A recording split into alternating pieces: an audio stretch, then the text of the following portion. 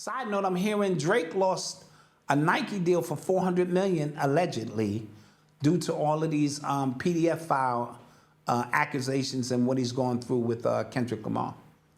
Kendrick Lamar has the #1 song in the country, the most streamed song ever for a single, I believe, topping, guess who? Drake. Drake. Yeah. But apparently though, Drake still has surpassed Kendrick in overall streams. Right. Past Kendrick, and then people are saying, Drake fans going, well, Kendrick is only doing that because Kendrick's numbers are only like that because he's dissing Drake. Even though I'm not gonna lie, the Not Like Me is growing on me way more and more like the more I hear it. Yes. And it's crazy because those are usually what happen with Drake songs that you don't necessarily like. Yes. When they come out, and then you hear them so much, you hear them everywhere, and you realize, this is a banger. But that's programming. Yeah. And I've been telling people that for years. You hear a song over and over and over, and next thing you know, it come on and you rocking to it. Yeah. Predictive programming. Yeah. And that's how they can take somebody like Drake.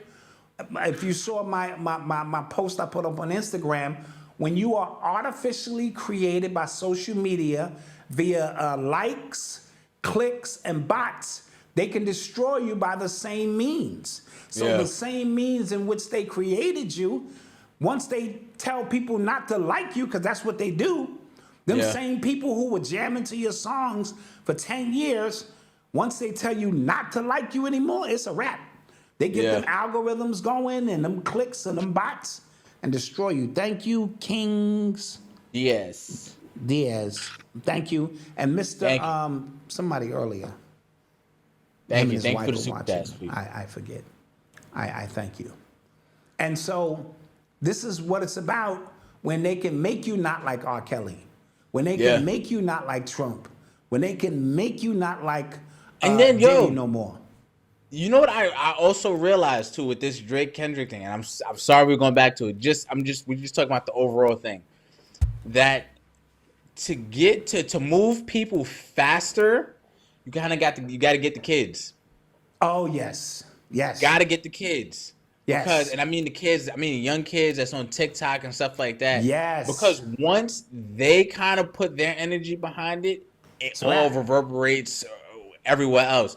Because there was this teacher, she was going like, yo, my school is 95% Drake all the time. But after this, everybody just kind of went the other way, right? Yeah. So once you kind of convince the kids to go, yo, he's pedophile, and then you get them on the research, you get them on it's a wrap. But that's still predictive programming. But just working on the children.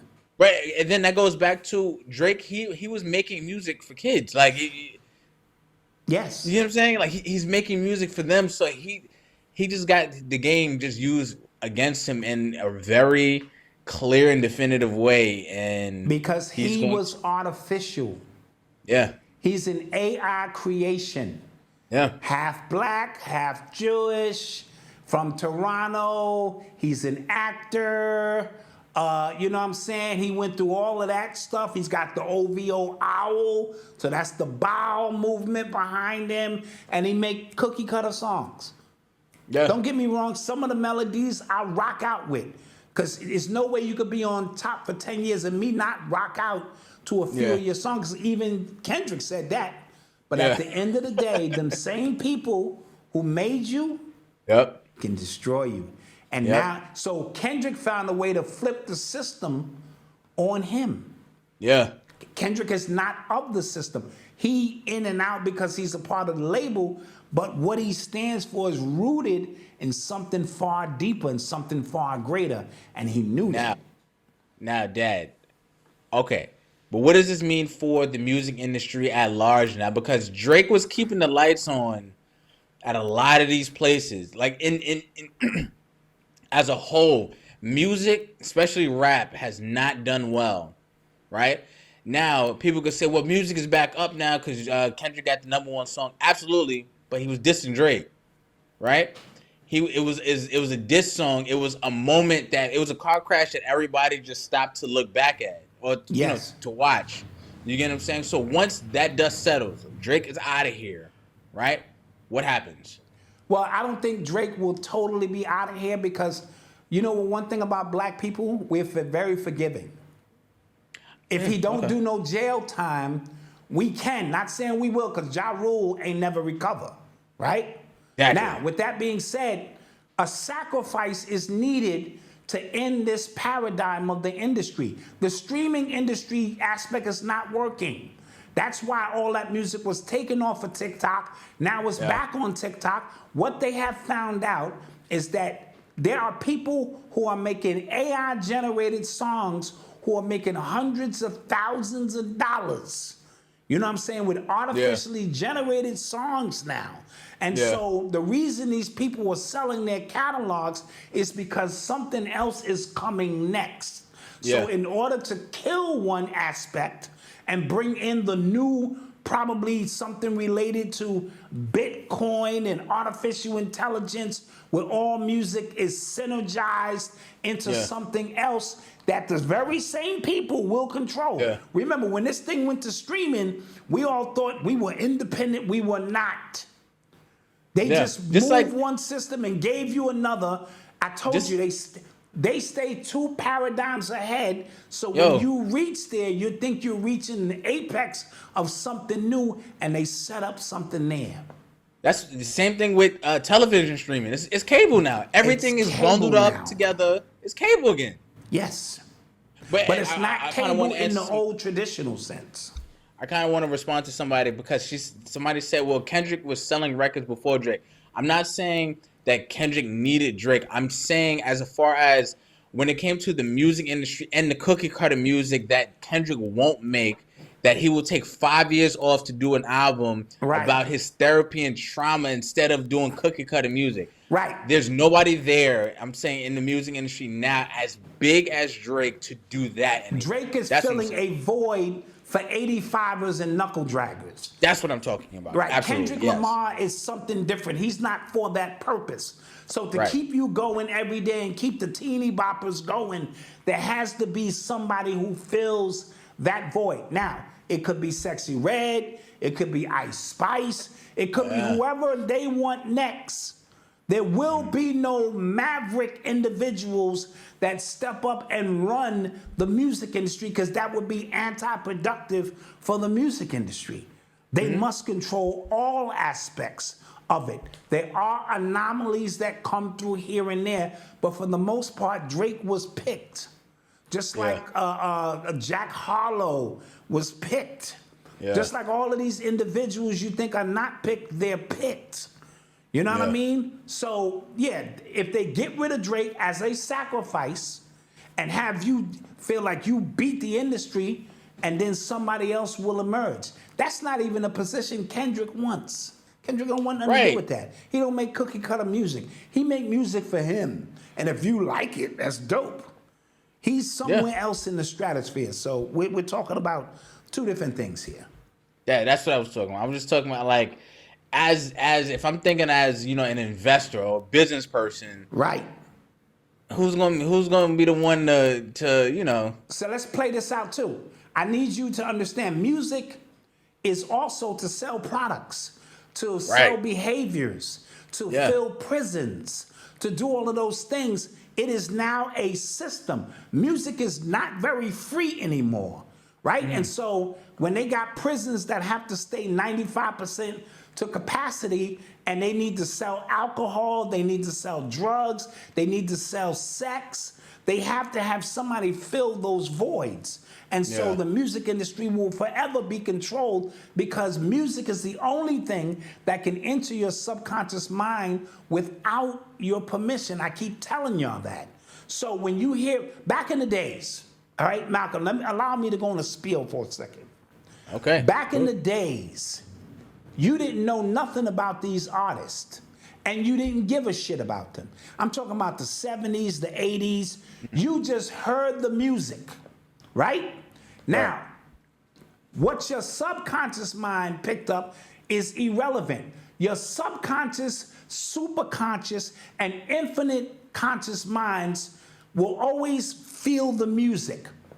Your Your conscious mind is the only thing that connects a story to that. Oh, I heard he was a fake artist. I heard somebody wrote his own shit. That's conscious mind bullshit. That has nothing to do with hits your soul, right? Yeah. So back in the days when my mother used to listen to Al Green, Stylistics, the OJs, the Commodores, Barry White, the beautiful thing about that music was that what was hitting your subconscious mind and your conscious mind were in alignment because they were talking about love. They were talking about inspiration. They were talking about upliftment. And so the message that went into you was in alignment. Sam Cooke's song, A Change Is Gonna Come, was a revolutionary song, even for that time. Marvin Gaye, What's Going On? These were revolutionary songs, but they still lined up. Now, something happened when they realized, when the people understand magic, it didn't matter what the subconscious message was. So I hate to use West Coast for this because NWA wasn't the first ones to curse on a record, have violence on a record, but they were the ones who took it to the extreme. Let's just say that, right? Okay. And they went to two different extremes because Dr. Dre's production was so marvelous and the message was so violent, right? Because in the 80s, we started lining things up. The conscious mind was saying, stop the violence. The conscious mind was saying, fight the power. The conscious mind was saying, one for all for one. The conscious mind was saying, ladies first, and the music was in alignment. They realized they could split the message and still get you.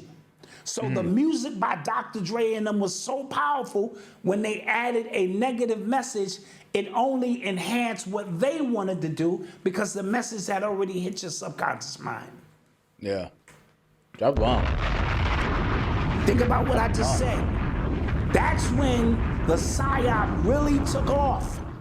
Is when they could take a conscious message, open your subconscious mind, because they can breach your subconscious mind with the music Dr. Dre was producing, and then they drop the negative message in there, and when it's played on 50,000 radio stations simultaneously, now it's a chant. And chant and visualization is power. That's when this thing took off, and we got into the party and bullshit. We got into the have a good time. We got into the mumble rap. We got into the trap rap. We got into the drill rap. We got into selling drugs, alcohol, and that's when this thing became something that was co-opted that we can't get back. You follow? Yep. So the fact that you now care about whether the fuck Drake wrote a song is showing you that you are under PSYOP control, because music don't work that way. Why do you think R. Kelly was so powerful? Yeah. After you knew, after your conscious mind knew what he did was wrong, you know what he did? He put out the Chocolate Factory. He put out I Believe I Can Fly. He put out Step in the Name of Love. And you could not consciously avoid the fucking message because it was too powerful. And next thing you know, you in the club, step in the name of love, because it's too powerful. You get it? Yeah. And that's how this thing is laid out. So the fact that you're nitpicking, he don't write something, oh, he ain't from here, that means they're working on your conscious mind. But if you just put this nigga music on, you love them Drake melodies. I like a lot of them shits. Yeah, we you know clean what I mean? and When I'm driving, just music-wise, unbiased. Yeah. That's why I always tell y'all, stop listening to what Kanye is going through, and they trying to fuck with your conscious mind. Listen to the music. Let his music hit your soul, because that's what it's really all about. And back in the 60s and 70s, they didn't give a shit what Marvin Gaye was a serial killer. They didn't care about that shit. Allegedly. Allegedly. If you are, hit a legend button. Allegedly. Right? They didn't care about all that shit. They just listened to the music. What's going on? You follow? And so we're in a space where these devils understand how magic, when it comes to music, work, and we're trying to figure it out on how we're stuck on stupid word about if a nigga wrote something or some stupid shit, and we don't see we're in a psyop. That when we all arrive at the same place, and now we're all saying, take down Drake, and don't realize you're part of a psyop, that's on you. I know what time it is. Yeah. That's all I'm gonna say. You fucking with Absolutely. Master here.